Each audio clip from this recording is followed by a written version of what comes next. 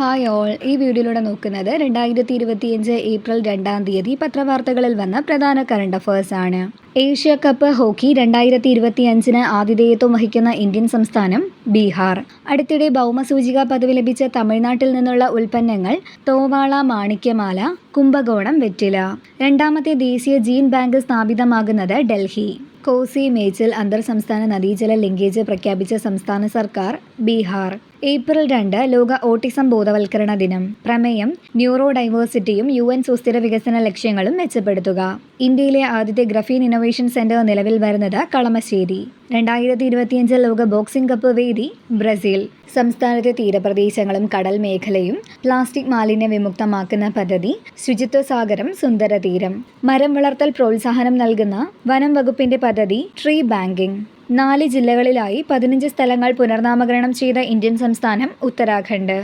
ജീവിത ചെലവ് ഏറ്റവും കൂടിയ രാജ്യത്തെ നഗരങ്ങളിൽ കൊച്ചിയുടെ സ്ഥാനം 15. ഒന്നാം സ്ഥാനത്ത് മുംബൈ. 2025 ഏപ്രിലിൽ വിരമിച്ച വനിതാ ഹോക്കിയിൽ ഏറ്റവും കൂടുതൽ അന്താരാഷ്ട്ര മത്സരങ്ങൾ കളിച്ച ഇന്ത്യൻ താരം വന്ദന കതാരിയ. ഓൺലൈൻ കുറ്റകൃത്യങ്ങളെക്കുറിച്ചും ചൂഷണങ്ങളെപ്പറ്റിയും കുട്ടികളെ ബോധവൽക്കരിക്കുന്നതിനായി കേരള പോലീസും ബച്പൻ ബച്ചാവോ ആന്തോളൻ എന്ന സംഘടനയും സംയുക്തമായി നടപ്പാക്കുന്ന പദ്ധതി കൂട്ട്. ഇതുപോലുള്ള കൂടുതൽ വീഡിയോസിന് ഞങ്ങളുടെ ഈ ചാനൽ സബ്സ്ക്രൈബ് ചെയ്യുക. Thank you for watching.